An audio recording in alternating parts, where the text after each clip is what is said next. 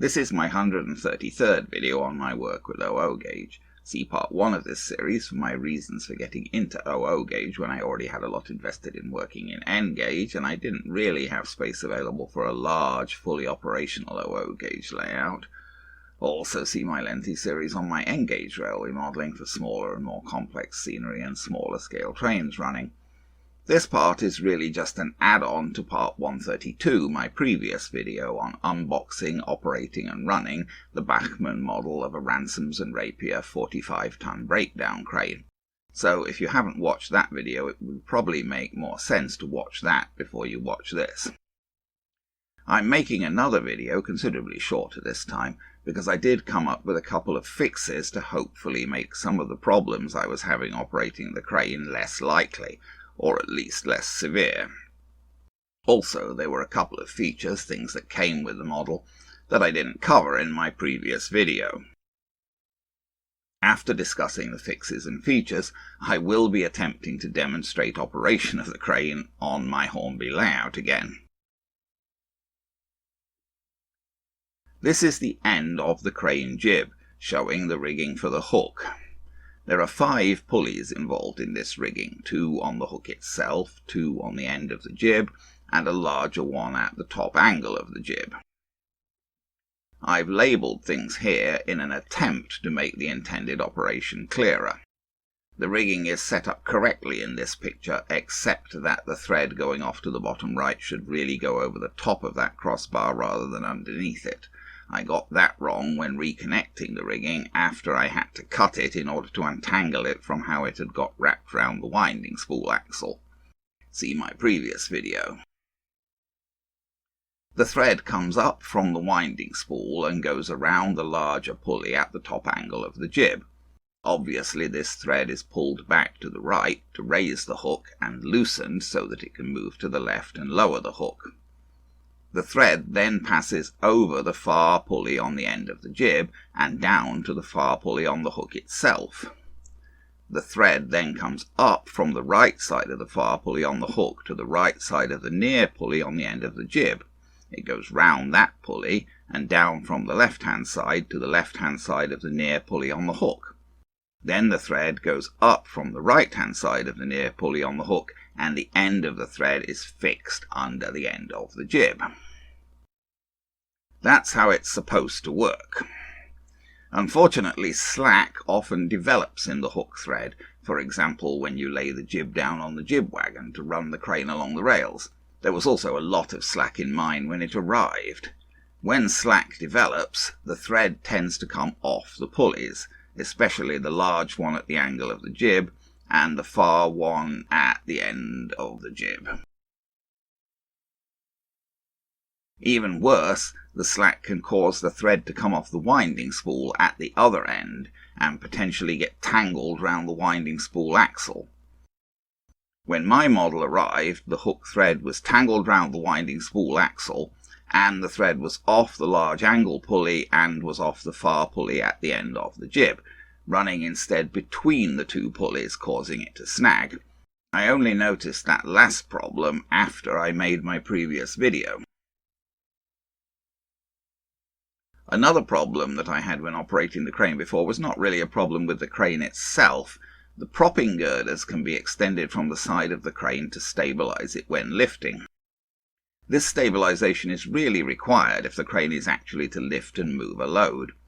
In order to stabilize the crane, once the propping girders have been extended, something must be put under the end of each of them.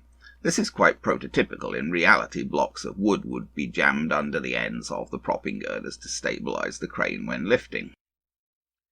When I tried to operate the crane before, I was using stacks of card pieces and/or pieces of foam board under the ends of the propping girders. This didn't really work very well as my props kept falling apart as the crane tended to shift as I tried to operate the hook and the jib. So I made blocks to go under the propping girders. I glued together 2 thicknesses of lead sheet and 2 thicknesses of styrene sheet to provide blocks that were about the right thickness to support the crane when on track on a level base. These new blocks were quite heavy and so less prone to shift, and they were glued together so they couldn't fall apart. Here's the crane lifting the wagon that I set up as a load on my workbench. Note that the operating tool is inserted into the back of the crane as is necessary in order to raise and lower the jib and hook. The crane is also in operating condition with the chimney up and the cab roof raised. You may also note that there is a difference in how the load is supported on the hook. This spreader comes in the detail pack. It's connected onto the hook with two small loop fittings. The spreader then has hooks on either end which can be used to support a load from two evenly spread positions. I did find that using the spreader made it easier to lift a load such as this wagon. It's easier to connect the spreader to the load, and the spreader holds the load even better. There are a couple of other features that can just about be seen here. A small ladder comes in the detail bag. This would be used to climb from ground level onto the crane platform. In this picture it's just resting behind the crane. There's also a fold-down step on the left side of the crane to assist in climbing into the cab. This is folded up during transport. Here's a close-up showing the fold-down step. Unfortunately, it doesn't seem to want to stay very level when you fold it down. Here's a view of the crane turned away, lifting a load. You can see the two holes in the back of the crane into which the tool is inserted to raise and lower the jib and hook. The tool is currently inserted into the hole for operating the hook. Here's the crane back on my Hornby layout. I've got the ladder positioned here as it would be so that staff could get up onto the crane. The folding step is down. It's a pity it doesn't stay level. I've got the propping girders supported on my newly made blocks, ready to try using the crane to lift and move a load. I've got the spreader mounted on the hook. The spreader will always tend to point along the line of the jib because of the way the spreader is mounted to the hook and the way the hook is mounted to the jib. This does mean that the spreader won't be orientated correctly to connect it to my load, and I assume that would often be the case in reality. So the spreader will need to be rotated to connect it to the load, and as soon as the load is lifted clear of the ground, it will tend to rotate so that the spreader can return to its default orientation. In real operations, ropes would be connected to the corners of the load, and men would hold those ropes during the whole lift process in order to keep the load orientated as intended. Anyway, now for some more video of me attempting to operate the crane on my Hornby layout. Okay, I'm going to have one more try at making an operating video with this thing. Now I've fixed the hook rigging at the end. I've fixed the hook rigging at the end of the jib. Yes, it is actually going over the pulleys there now rather than jamming between the pulleys. I've added the spreader because the spreader isn't going to line up with what I want to pick up, but we'll see what we can do. Probably be a struggle. And what else? Oh, and I've made new weighted solid blocks for the thing to sand on. Okay. It's so hard to get hold of it just to do anything. And I'm trying to lower the hook here.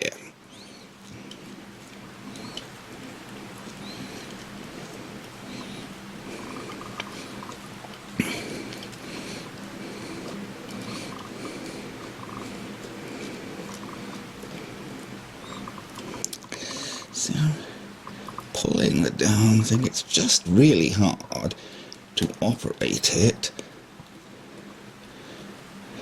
Oh, now I'm getting confused.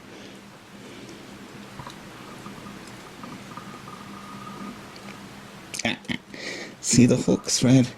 Even now, nope, it's not working. The hook thread is just going slack, not coming out. That is not good. Whoops, nope, not good at all.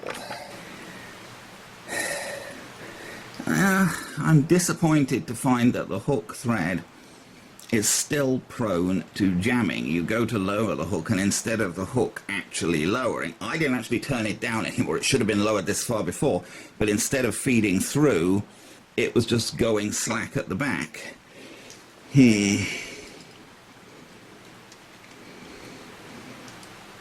And the jib appears somewhat slack, although that's supposed to be maintained by the spring. I don't know.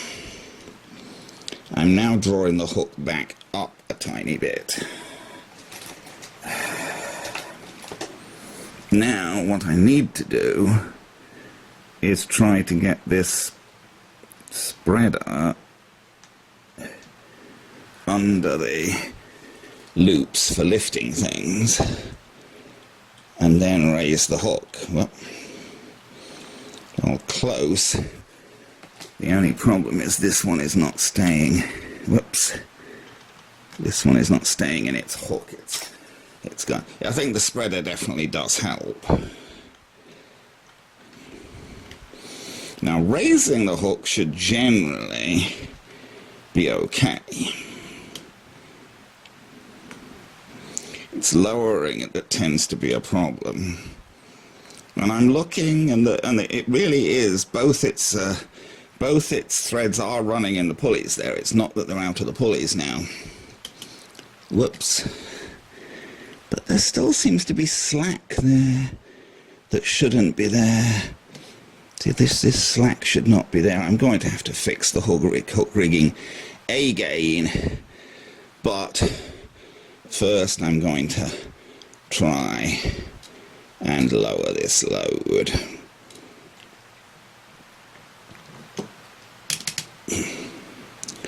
Maybe we'll try and lower it by lowering the jib. And then I'll see. But I've still got a problem, I think, with the hook rigging even now. It's an ongoing problem, what can I say? There we go. That's about the best I can do. And it's actually a problem now to get these off. They don't want to come off.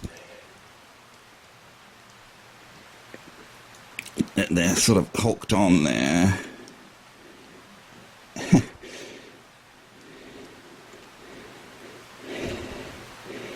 See, I'm trying to move the lifting wires. I can't see the darn thing, of course.